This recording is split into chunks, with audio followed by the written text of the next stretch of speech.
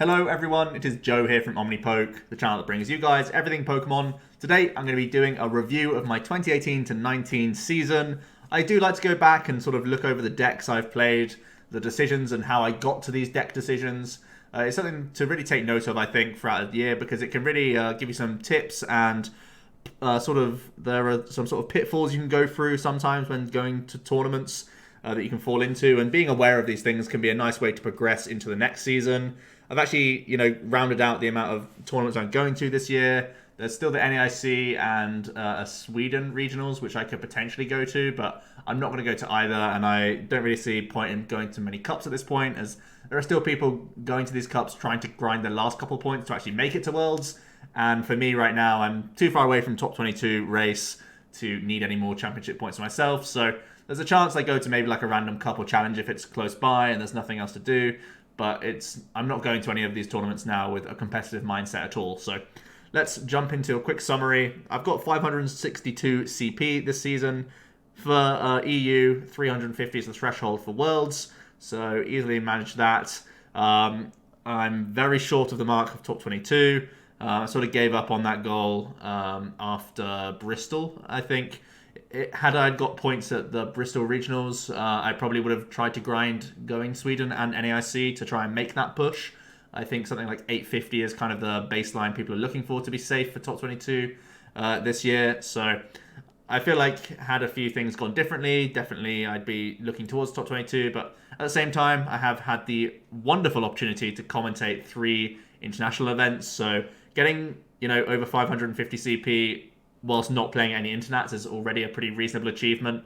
And you'll see that in the early stages of this season, I do pretty well and I'm up there. I think for the OCIC stipend, I was 17th. So I just missed top 16 for the first stipend. And then the internationals start happening and then I sink lower and lower, basically, is the story of it all. So not to say that you're guaranteed to get points at an IC or whatever, but I think it's already a pretty greedy assumption to try and make top 22 of EU whilst also commentating 3 of the biggest tournaments of the year, and I'm not even attending the largest tournament of the year. So it's always going to be a difficult kind of goal that I set myself each year, but looks like I'm pretty way off the mark this year. Actually, I think I've actually achieved less CP than I have in the last 2 years. So that's pretty poor overall. I would say my overall season hasn't been stellar.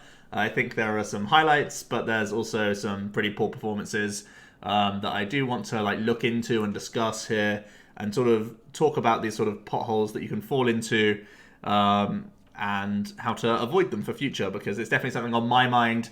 Deck decision going into tournaments is obviously a big talking point, and having that mentality of why you should be bringing a deck to a tournament is definitely something that people need to focus on greatly, because at the end of the day, once you're locked in with a 60 card deck, you can only play your way so far through a tournament. It's the actual 60 cards that will get you from A to B a lot of the time. So that sort of pre-tournament prep is something that I'm always concerned about and aware of, and want to nail it for next season if I am going to try and make that top 22 race all over again. So this year I attended 24 tournaments in total, 3 of them being regionals, 4 special events, 13 cups, and 4 challenges. My most successful deck in terms of CP earned was with Buzzrock Magcargo. Surprising, really. I've not been a huge Buzzwole player. I did end up playing it at Worlds, of course, last year. So I have got some experience with the deck, but it's not really a deck that I've picked up and played a bunch. I've just ended up having a deep run with Buzzrock Cargo in one of these tournaments, and that was the Lille special event where I ended up getting top 4, which we'll talk about a bit more in detail as it comes up. So yeah, Buzzrock Cargo is the deck that got me top 4 in Lille, and is the reason why it's the most successful deck for this season. So let's start off with the tournaments leading up to the OCIC. Actually, Valencia is the first one here, the Valencia Cup. So this is day 2 of Valencia. Valencia was a special event which was held pre-Worlds, but led towards this stipend. So a few people travelled over to Spain to go to Valencia. It was pretty awesome. I ended up playing Greninja Balloons on that day too, purely because it was about to be rotating. Greninja was going, and Bursting Moon were going to be going. It's kind of a meme that I was playing that deck in the first place. So I was just having fun that day, so I really don't mind that I didn't achieve any points. I believe I think I tied like a winning in or something when I could have had, well, winning in for points or something like that, but who really cares? Greninja Balloons is only a meme in the first place. At Canuck, I attended with Zoro Weavile Baby Buzz. It's a pretty interesting build. This is where we started getting the 4 Great Ball builds going in Lily engines. Of course, we had to sort of say goodbye to Bridget, and this was like post-rotation stuff, and 4 Great Ball was the thing that we sort of came up with to try and make the Lily build more consistent, and it was pretty cool seeing that in action. I ended up losing in top 4 to Buzzwole deck pretty handily. I think I got absolutely just thrown around, really. There were 2 very, very quick games where just Zeruas were getting bodied the entire time, and if ever a Buzzwole came down, it would also just get dealt with. So, yeah, that was pretty nice top 4. Then headed over to Wakefield. It's been my favourite destination in the UK this year. I've done very, very well at Wakefield every time I've attended. And this was the birth of Lapras Quagsire, where I got a first place finish. This was as soon as Dragon Majesty dropped. Quagsire was pretty much a new card. I remember in my set review I didn't rate it too highly, but after trying to combine it with Lapras, I think it was just in the course of that week, I ended up building Lapras Quag, and it was pretty awesome to sort of bring this to the table for the first time and really put Quagsire on the map. It was awesome to get a win with this deck. Obviously, it didn't really like end up doing too well on the grand scheme of things. It was still a combo deck that had some clunk to it and did rely on using like Collect from Lapras sometimes, and Buzzgarb Shrine was picking up in popularity, which wasn't always an easy matchup because of your heavy item usage. So there's a reason why Lapras Quag didn't do all that well like in the long run, but it was definitely a cool archetype to sort of bring to the table. And for when I got to walk around some other tournaments and stuff throughout that small period, seeing other people take Lapras Quag just based off of seeing like that result or whatnot was a pretty awesome thing to see. So it's a nice win for a pretty funky deck, and obviously Quagsire is now a card that I love playing whenever I have the chance. For some higher tier events, once again back to that Valencia special, I did get top 32 with Zoropod. It was just a top 8 cup because it was a small special event, but getting top 32 points was pretty nice with Zoropod. I think I was literally 32nd place. I squeaked in after facing, I believe it was 4 Buzzrocks in that day, which was very, very rough. So pretty thankful to manage to squeak top 32, even though I faced like a lot of bad matchups. For the Nashville Open, so this is just after Worlds, obviously I lost my winning in to day 2 at Worlds, playing the straight Buzzwole deck, so I just stuck with the same 60 for the next day. Turned out everyone had then jumped onto the Buzzgarb Shrine hype train. I think I faced that like twice, and those were like 2 losses in the Nashville Open, and then I just sort of like dropped from there. And then comes the Lille special event, where I ended up playing Buzzrock with Magcargo. I really loved that build. I think it was absolutely nuts for that end, sort of like coming towards the end of that format. Before the new stuff came out, I think Buzzrock Cargo was a really, really strong build, and I feel like I could have gone all the way in that tournament had things gone slightly differently. In the end, I was taken down by Carl Peters, Coco, Latios, Seviper, like Poison Barb deck. After trying to like stall him out for a long time, I didn't know fully his switching counts. I'd seen like a couple escape ropes and like 1 or 2 Guzmas, not knowing that that was like all the amount that he had. So had I like tried to play a longer game, I went into the game 1 with the intention of just trying to stall his stuff and run him out of energy cards. So trying to use both Bloodthirsty Eyes and all 4 Guzmas to the fullest extent, and just keep bringing up 2 retreat cost Vipers. Obviously the counter energies only count as 1 unit if I'm not taking prizes in the first place, and also half his damage comes from like Poison Barb and Vipers. So I was trying to stall him for as long as I could, jet punching like stuff, ready to take prizes when I wanted to actually like run him out of energy cards, and then I could start swinging to take 6 knockouts, but time wasn't really on my side there, so I wasn't able to take the win.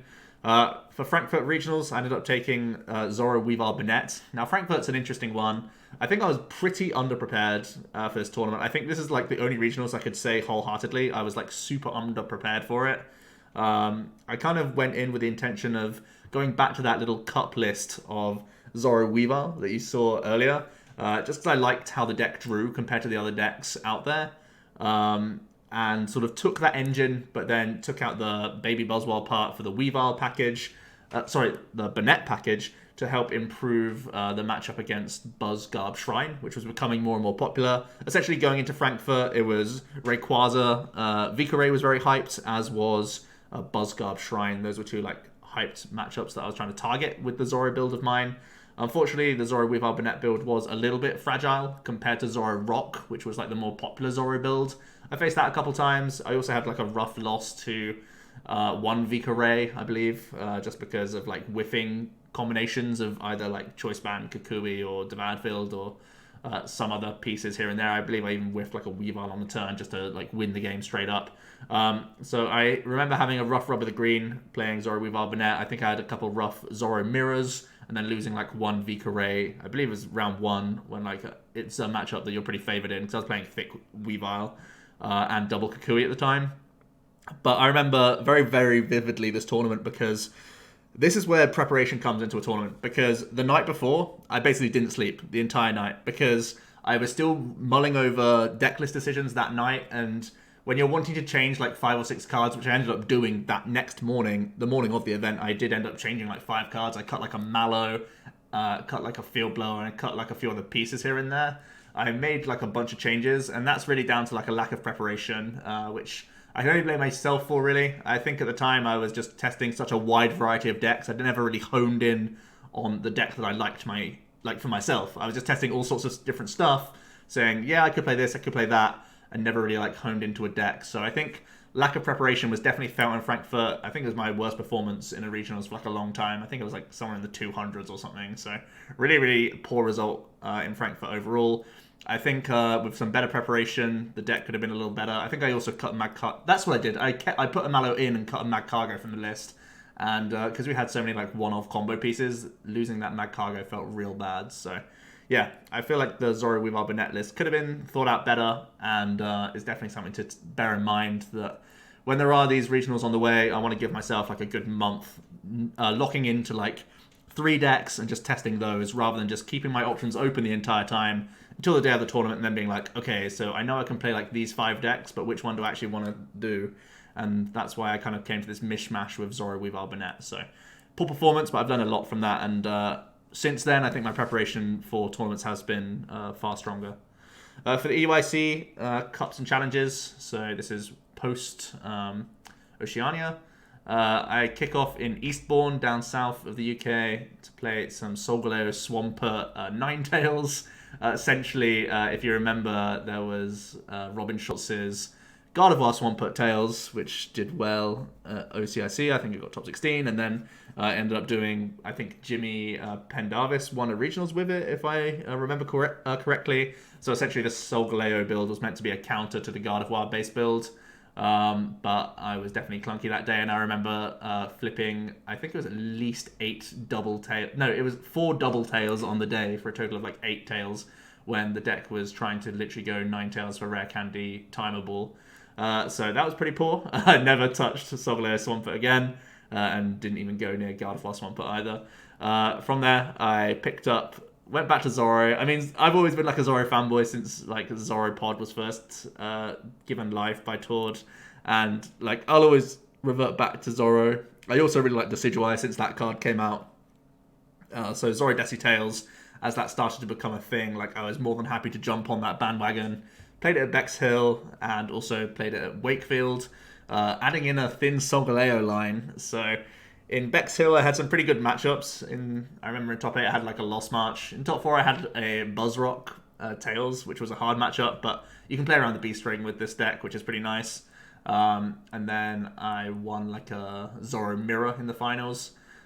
In Wakefield, I was a little bit more worried about the Gramble matchup, which was popping up, and actually quite hard for Zoro Desi Tails, in my opinion.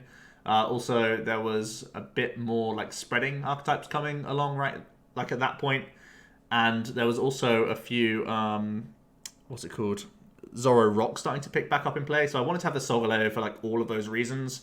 The Solgaleo can help knock out Guardies. It can help knock out other Ninetales in like Zoro Mirrors and other decks trying to use that Ninetales, like even Buzzrock and stuff. And then still having the Zoro and Desi package. So fitting in 2 stage 2s and 2 stage 1s into one deck was a lot. But I remember using the Solgaleo like in a lot of my rounds in Wakefield. It was actually like amazing in the deck, and that was pretty like, I don't know if that was like a downfall or whatever, but I really got switched onto the Zoro Desi Tails with Solgaleo at that point, because I think I faced a Gramble in Swiss. I faced like a Weavile, a Tapu Koko Weavile deck, like a full-on spread deck. So I was able to like Solgaleo heal like 400 damage off my board. And then I faced like two decks that played Ninetales, and I was able to take one-shots on them with Solgaleo to like close games out. So I think I saw like immense value of Solgaleo at that tournament. Once again, Wakefield with the first place, which is always nice to note. So retaining my League Cup winning title there is always pretty nice. But yeah, I saw a lot of value in the Solgaleo at that tournament, and it was one of the things that really leads into one of my later finishes. So definitely an important tournament there, Wakefield, where everything kind of went right for the Solgaleo. At Milton Keynes Challenge, I played Zoro Dose. This is based off of Philip's list after Harrogate, and I did bad with it. It was best of one, and I remember having like let loose loss, and then ended up like whiffing all sorts of things against like I even lost a Blacephalon in the league challenge, which is clearly a very, very good matchup for Zoro Gyarados, but it was just like brick hands, even though I played like a list of like 4 timerables and stuff, and like I simplified Philip's list even further and still just bricked off of it, which was pretty bad. I also went to Daventry League Challenge and just played Gramble. I don't know why I thought Gramble was a good play or whatever. I just feel like it's a deck that's pretty easy to like run on its own, and ending up getting a reasonable like top 4 there. Gramble's just one of those decks that's been like a steady Eddie performer at that point in the season. It again had done well in Harrogate and stuff, so definitely stuff to bear in mind.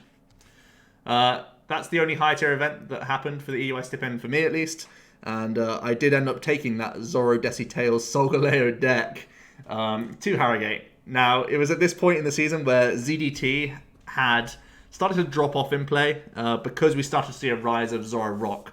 If you remember, there was a point where Zoro Rock was basically like not even played, and ZDT was the most popular Zoro variant, but then essentially because of this Zoro Desi Tails build, the sort of rise of Zoro Rock was sort of like given birth to, and because of Gramble, Zoro Rock had the chance to play Muck, so it ended up being like almost an anti-meta deck, Zoro Rock, for a little while. Obviously, Zoro Rock had a pretty poor Blacephalon GX matchup. That was the main reason it kind of like died down in play, and ZDT had a much stronger Blounds matchup because you had the Ninetales GX attack, and you had Decidueye to do like pings to jump over B strings or to take multiple prizes at once and stuff. So Zoro Desi Tails basically came to meet Blacephalon GX, and then as ZDT became like more and more popular, then Zoro Rock started to pop up. And Zoro Rock was a pretty bad matchup for ZDT, especially in my list that had Solgaleo as well. So, I mean, the Solgaleo helps out against like the Lycanroc GX attack. That's only if you can maintain your board, and you can't really have a small bench size against Zoro Rock like very easily because you want to have your own trades online the entire time. I again remember having very, very poor matchups in this tournament. I faced 2 Buzzrocks, I faced a Stall, and I faced 2 Zoro Rock Vials. So very, very hard matchups for Zoro Desi Tails Solgaleo. I was expecting Gramble to be more popular, didn't see any. I was pretty happy against Gardevoir, which I was still expecting. Very happy against Blounds, which was like the best deck in format going into this tournament. So very surprised to see the decks that I actually faced in Harrogate. Tried to basically build like an anti-meta toolbox style deck that I also thought was favoured in Mirror because Solgaleo is very good at knocking out other Ninetales. So it's a shame that I did so poorly at Harrogate. I don't know if it's one of those things where you could sit down and I could face, like if you could run a simulation of Harrogate Regionals and you just took my deck compared to the amount of decks in the room and run it like 10 times, I feel like I could have cut like a handful more times. But I feel like maybe like 5 times out of 10 I would have cut with this deck. But ultimately it was me being a little slow on the meta for once, not being like fully up to date, knowing that there was a small rise in Zoro Rock coming into this tournament. I still thought that Blacephalon GX would have been enough of a fear factor for these Zoro Rock players, but apparently not. They ended up doing reasonably well at Harrogate on like all in all. And I was actually also testing Zoro Rock the night before. We were testing it against Guardy most. That was a thing that we were like worried about Zoro Rock as well as Blounds. Although we kind of like tech for Blounds. The build me and Jack, well, Jack ended up making day 2 in Harrogate. He played the Zoroark Ninetales deck that I built like that night before. The Ninetales being thrown in to give yourself better draw power in the first place, just get you into more ball search stuff, but also giving you that way to play around beast strings against Blounds. And like we were pretty okay against the Blound matchup overall. We were more so worried about the Gardevoir. And I remember us testing that the night before, and then Jack ended up pulling the trigger on the Zoro. I went back to ZDT Solgaleo for whatever reason, but it felt like I just hit bad matchups in the first place with a couple Buzzwolls, which Solgaleo can like help out a bit. You can maybe stabilize with it just by turning off weakness, but at that point, like they can be in B-string mode anyway. So you need to really draw pretty hot, and I definitely didn't in those matchups. So yeah, no points for my little creation of ZDT with Solgaleo. ZDT ended up basically like from Harrogate onwards, didn't really achieve any placements. So it definitely had that like bright shine at the start of its little pocket meta, and then after, you know, the Gardevoir Swampert deck kind of like died down a little bit. And Zoroark started to come like more and more standard. The Zorodesi Tails definitely fell off a little bit, which is a little bit ugly for the deck, to be honest. So for NAIC, there was a bunch of cups and challenges. Well, pre-NAIC. So this is, you know, Cannes is again a day 2 tournament. So I was unable to make day 2 in Cannes, so I just played the cup instead. We did go out the night before, so I was pretty hungover and not really in the mood to play. So I just played Zoroark with Thick Muck. Zapdos was very, very popular day 1 in Cannes, so I just wanted to play Zoroark with 2-2 Muck. And it went okay, but I didn't end up making points. Obviously, the cups are like big. It was like a 70 or 80 person cup.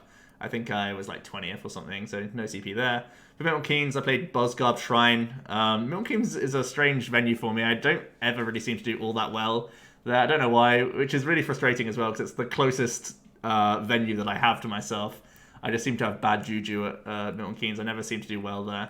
But yeah, I played Buzzgarb Shrine. Essentially, I wanted to capitalize on the amount of Zoro that was being played. Zoro was very popular, obviously. And I feel like I was trying to experiment with this little package with the Giratina using Distortion Door plus having Rule of Evil Weavile in my Buzzgarb to see how bad the Zapdos matchup was, and it turned out it was quite bad, so I ended up dropping Buzzgarb Shrine. That was an experimental cut for myself, really, just to see why Buzzgarb wasn't like performing in the new format, but definitely something interesting. Then I just said, you know what, let's just play some Zapdos. Zapdos is the best. Obviously, we saw that and how it sort of picked up in Oceania. Played Zap Beasts. Obviously, I played that in Cannes in the main event as well. So got a second place in Cardiff, also a first place in Wakefield. Once again, my favourite place to play, even though it's miles away from me. It's hours and hours away, way up north, but it's still my favourite venue. In Daventry, I also picked up a top 8 with Passimian Coco. You can see I was experimenting with a few things here, like the Buzzgarb, the Passimian. I definitely think that, you know, having a fighting element in the format was worthwhile because there was a lot of Pikarom and Zoro, and then you had to somehow beat Zapdos as well. In the end, Zapdos Beast was just like my favourite deck, to be honest. Just it was the most consistent deck, and it had answers to stuff, and I love the Double Zebra and all that good stuff. Like Zap Beast is just like my favourite deck. Like even now, it's still my favourite deck to play. So I kind of just got the Zapdos bug at that point. Also in Milton Keynes for a challenge, I played Celosaur. I literally bought the tins that day to play Celosaur and got a first place finish with it. It was a pretty fun deck overall. I did end up getting donked in one of those games as well. I can't remember how, but yeah. I think it was literally a Shaman got donked against like a Buzzwole that found Beast Energy, which is quite fun. After I went like Pokegear into Acrobike, Judge Whistle, and just like whiffed any Ball Search or Pokemon. Feels bad, man. Also, Sutton Coldfield. Obviously, you can see there after my finish in Cardiff and Wakefield, I'd already got my 2 placements. So in Sutton Coldfield, I was again just experimenting with stuff. Zoroark, I was once again going back to a 4 Great Ball build. Man, I love Great Ball in Zoro. It's so awesome, but ended up losing to a Quagmag and also a 32 Energy Gyarados deck. It's a hard matchup for Zoroark, it turns out, when you judge them into like Crash Awakes and stuff. So again, feels bad man moments there. in Chesterfield, I played Baby Blounds, so this is just after the new set was released. I was again testing out a quad Jirachi build of Baby Blounds, just again, more experimental. At this point, I don't need CP, and I was already of the mindset that, I wasn't going to make top 22, so I was just turning up to Chesterfield to see how it would go, and I ended up scooping a top 8 actually as well for a friend to help them get their Worlds invite. So yeah, got top 8 with Blounds. I could have gone further with the tournament, I believe, as well. I think I had good matchups like all the way through the tournament from my bracket. I think I was like Blounds into... Sorry, I was playing Blounds. It was like me playing against Zapdos, which didn't have any like Kukuis or damage modifiers. Pretty hard matchup, but I feel like it wasn't a matchup that he was like necessarily prepared for. And I'd already like beaten a Zapdos in the day as well. That was like more heavily teched for Baby Blounds because it played like Spiritomb and it played Buzzmosa. And then I had like a Reshizard, and then it would have been Stall in finals. So it feels like I could have won that cup. But regardless, top 8 with Baby Blounds was okay. Obviously, Baby Blounds isn't making like a huge splash or whatever in standard currently, so nothing too much to write home about. And then once again, heading over to Milton Keynes just because it's a local challenge, and I played Zoroark with both Lycanrocs, and I ended up losing to a Blounds and something else that I can't remember. I think it was a Buzzwole as well. Yeah. Or it was like a Zygarde. I can't remember. One of those two things. So yeah, difficult matchups once again for Zoroark. Feels like I've picked up Zoro like way too much this season and done pretty poorly overall with Zoroark. You can even see on this page, in Cannes I played Zoroark, got no points. In Sutton Coldfield, no points, and in Milton Keynes, no points of Zoroark, which is so sad because I'm always playing Zoro and I always believe in it, but maybe this is evidence that I should just drop Zoroark from now on and maybe just pretend it's already rotated even though it hasn't just yet. Finally, for those higher tier events in Cannes, once again, Zapdos was the deck that I just like picked up and loved. As soon as I saw it at the internationals over in Australia, I really loved seeing it in action. I loved seeing Bert Walters and Robin Schultz play it, and I was inspired by their list more than anything. Added a 1-1, like I turned their 1-1 into a 2-2 Zap Striker line, and then I was just happy to go with that list, and that's pretty much the list that's become the most popular build of Zap Beasts, at least until Unbroken Bonds came out. And then also, just recently, before Unbroken Bonds was legal, there was also the Bristol Regional Championships. I took a Zapdos Lucario deck, ended up cutting the Coco Prism Coco GX package from Zapdos and turned it into playing 3 basic fighting Viridians, a 2-2 Lucario, and a Baby Buzz.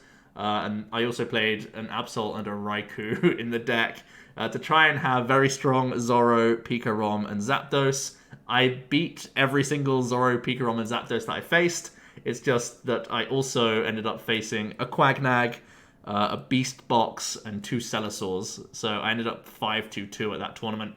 And had the record for top 64, but ended up whiffing it on like opponents' wins and stuff.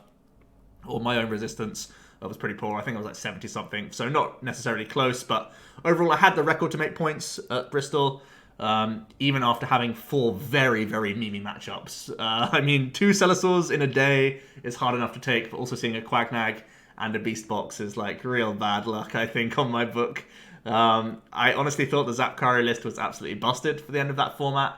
It was obviously after the EUIC, so Pika-Rom was super hype, Zoro was super hype, and so was Zap Beasts, and I was like very well geared to beat all those matchups. I was handily winning the games that I was winning against the top tier stuff. It was just the not top tier stuff that was going downhill. So this is actually an example of a regionals that I was very, very well prepared for and made a very good metacal for, but I ended up facing just a lot of random jank. So it feels like in the regionals that I've had this season, at least the ones in the UK, so Harrogate and Bristol, I've a lot of my rounds are unexpected stuff, so it feels like metagaming in regionals is far less strong than metagaming in cups.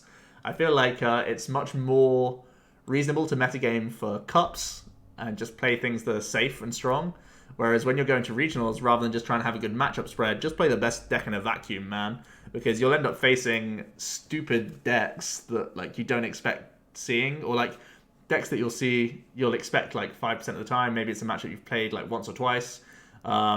and it's just better for you to be playing the strongest deck rather than being like, oh, you're not playing one of the 4 decks that I expect to turn up to this tournament. So it's an odd one. I think the deck list I built was so good, and I think, when I was going back to Harrogate and saying I don't know if ZDT would have done very well, like maybe 5 times out of 10 I would have cut. I think maybe 9 times out of 10 I would have cut in Bristol with my deck list. I just faced a lot of bad matchups, so it feels bad, man. I feel like Bristol really did cap off my season. I was super on tilt after that, just because I was like, Bristol could have been the turning point, like the upswing I needed to head towards that top 22, and flopping, even though I'd, in my mind, made an excellent deck list for the tournament, it was just like a real like kick in the teeth, and I was like, man, my season's just done. I'm going to chill till Worlds instead.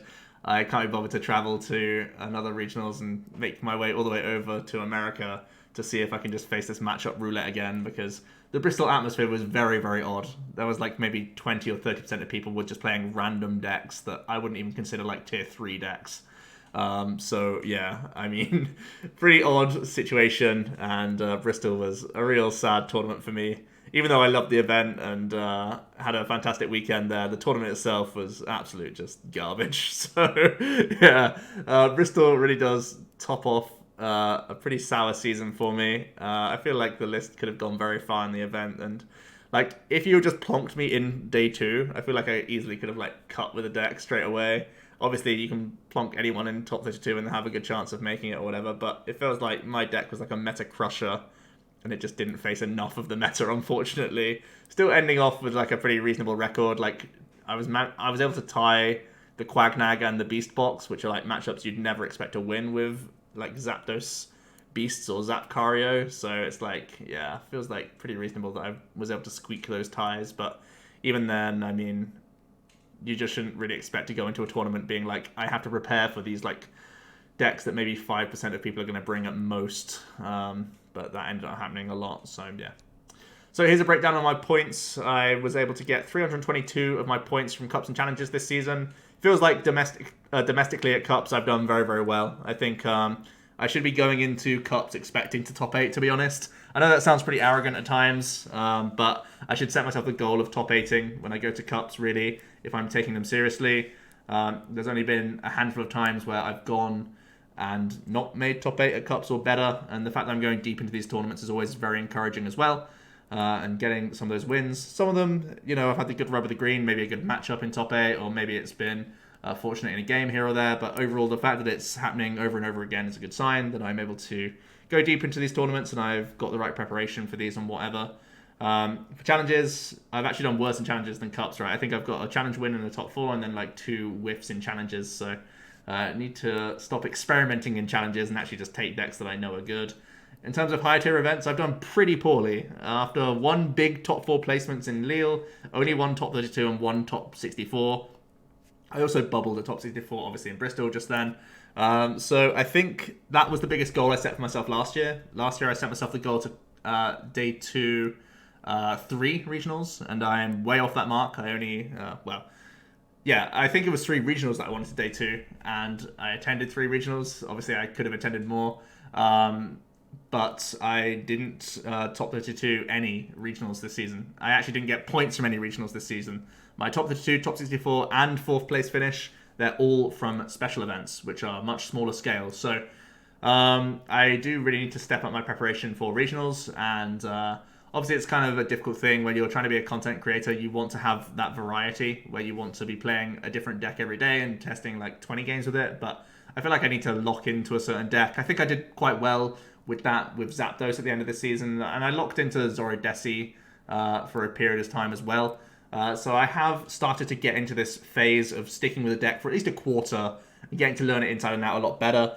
And I think that's definitely something I want to take on into next season, where I just sort of like stick with a deck and adapt it as the season progresses, for at least like until a set like comes out and changes the metagame and whatnot. So I do feel like that'll be a factor that goes into my testing and preparation for the next few, the next season at least, because I again want to set myself some new goals for this season. Until then though, there is still Worlds. We have Ultra Prism on, as well as Unified Minds coming out. So it's a rotation plus a new set coming out all at once. got to expect a large field day one. Got to grind back through it. I expect at least like maybe 7 rounds, 8 rounds, something like that. It could even be higher based on the amount of people I'm expecting to go, because it is still a relatively low bar for Worlds this year. So it's going to be competitive and difficult, and a lot of people have to be on the ball for the new format because it's like a double whammy of a bunch of new cards coming in that people have to evaluate correctly, as well as a bunch of old cards rotating, and people have to evaluate the impact of those changes. So it's a lot of things to juggle all at once. I've begun testing for Worlds as of literally today. I've already been doing theorying for like a couple weeks or so and made lists. But now it's actually just putting them through the paces and seeing how they all stand up to one another. So that's been interesting so far, and it's something that I'll be bringing to you guys closer to the time. Once the NIC is out the way, I'll be looking straight into Worlds because I'm sure a lot of people will already have it on their minds. So here are my goals for next season. I don't know if I want to go for top 22 of EU. It really does depend on the amount of commentating I do. It's, again, one of these things. I don't want to sound too arrogant doing it, like talking about this, but I feel I can easily manage enough like points from cups and challenges to be in contention, as long as I can do reasonably well at regionals. I think I did underperform definitely in regionals this season.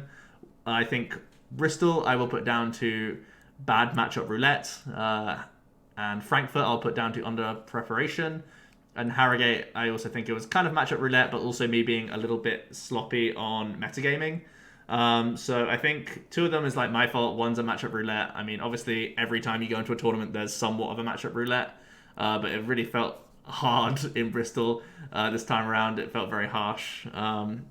But yeah, I think if I do better at regionals, I can definitely see myself making that push for top 22. I mean, I have that availability. I have that drive to literally travel all the time, so I will travel for it and still have that as the overall goal, as depending on if I can go to a number of ICs or whatnot. That's one of the main like gaps I had this season, was obviously commentating 3 ICs. I'm choosing not to go to NA, but even then that's like the hardest tournament of the year to get points from, pretty much. So I think it's one of those things where I would like to, if not commentating, I'd like to at least travel to 1 IC to play, because it's something that I still need to check off my list to go deep into a international tournament. It's really something that I want to tick off the list, just for my own like peace of mind, really, to say that it's something I've been able to achieve, which is maybe a little bit greedy, but that's just one of the things on my bucket list. I also want to top 8 at least 1 higher tier event. Once again, I'd love it to be a regionals and not a special, because you get cash, which is great. And also they're kind of more prestigious because there's more people attending them as well. So I'd love to say top 8 at least at a regional, and maybe also a special. That would be awesome. And I want to get 3 day 2s. I mean, I fell short of the mark this year. I really do feel that I really like belong up in those top tables, and I feel like I have done pretty poorly this year overall. I'm pretty harsh on myself. I set high goals, but that's pretty much what it's all about, and I want to at least get 3 day 2s next season. Obviously it depends on the amount of regionals and stuff we get, but if it's similar to this season, I prefer it to be around 3 day 2s. If not, I feel like I will have failed. I also want to achieve points from an internats. It's something I've not done yet. So I've commentated so damn many of these now that I've not been able to play enough. But from the ones I have gone to, I've not got points from. So it's still on the bucket list. I won't rest until that's been ticked off at some point. And I still have the goal of commentating. You've heard me sort of moan and groan about missing out on tournaments because I've been behind the desk. But I honestly wouldn't trade that for anything else. Like, commentating's still the best. And I think if I'm not a top tier player, I'm at least one of the better commentators out there, which is quite good, I think.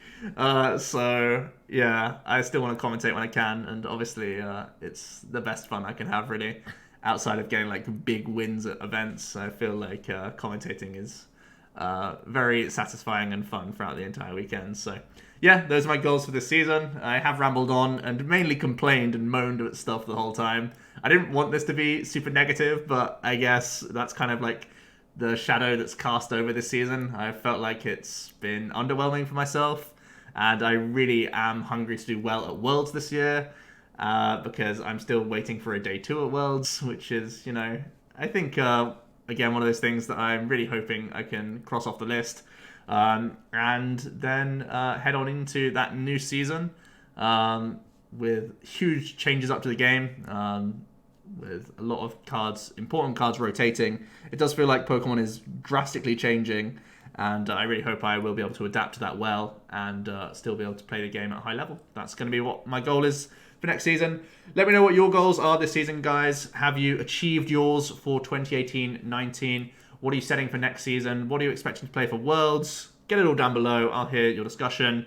And let me know for next time what you would like to change from this video as well. If you found it entertaining, or if you think I could switch it up next time and maybe make it a little shorter as well. I ended up rambling quite a lot this video. But yeah, that's it for today, guys. Hope you did enjoy, and I'll see you next time for another video. Cheers.